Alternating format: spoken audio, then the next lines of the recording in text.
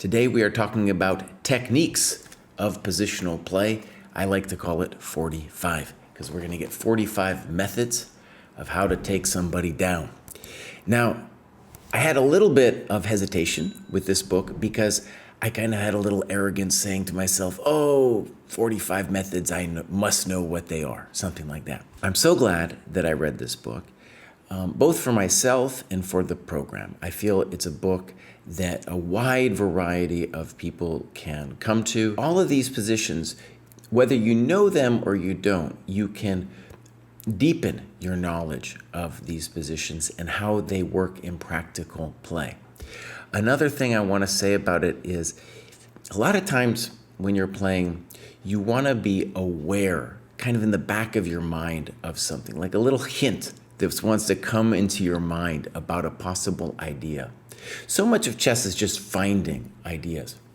And so, for example, similar to the mate in twos, where maybe you do know all the mating patterns, you want them really in the back of your mind, really speaking to you, kind of like shouting out from the back room, when it's the vague possibility of one of them might come up. You want them to start talking to you.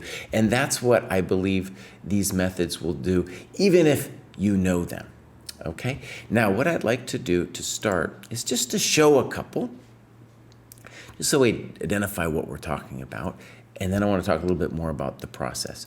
So, for example, we have bishops of opposite color with the attack on f7. Obviously, the person with the initiative is going to have the advantage.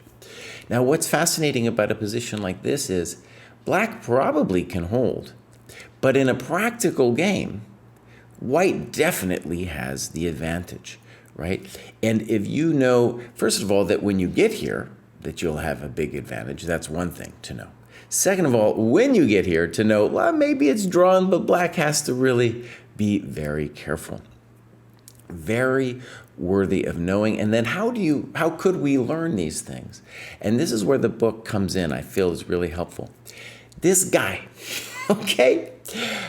collected like the classical examples of all of these positions. And this, I suspect, was a life's work similar to Endgame Tactics, which I've reviewed on this site. Somebody who had a collector's eye to certain kinds of positions.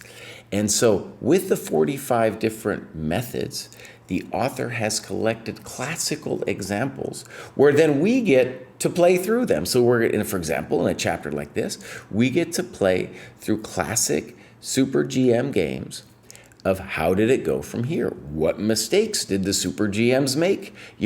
How do we address these kinds of positions? How do we evaluate them?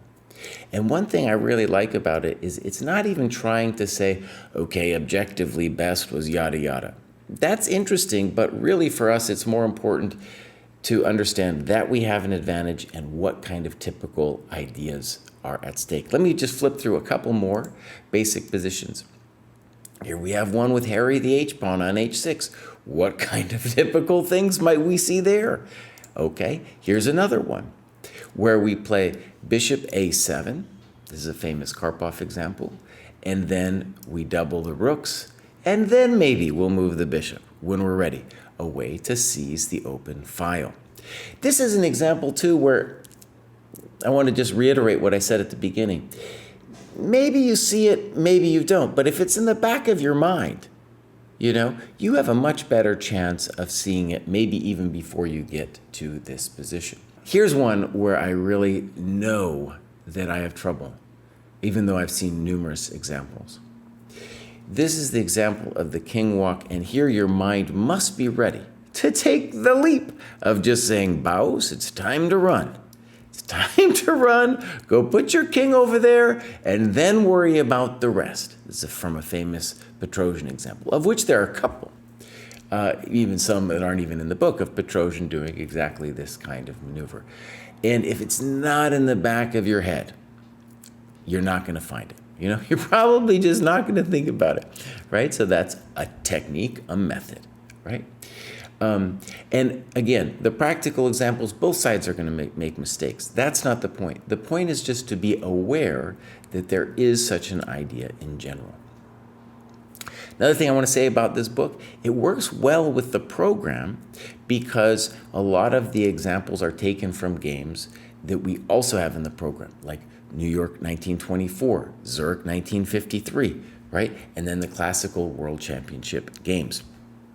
Another thing I really like about this is that as a coach, there are a lot of times, you're reviewing a student's games and you want to say, bows, listen up. This is a classical idea, and then you can show it to them, but it would be really cool to be like, bows, that's number 18. That's number 18. Go have a look. Go study those games. Maybe you look at it with the student, right?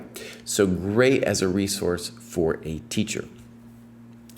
Now, another thing that's interesting about this is we're trying to put names on a lot of these methods, right?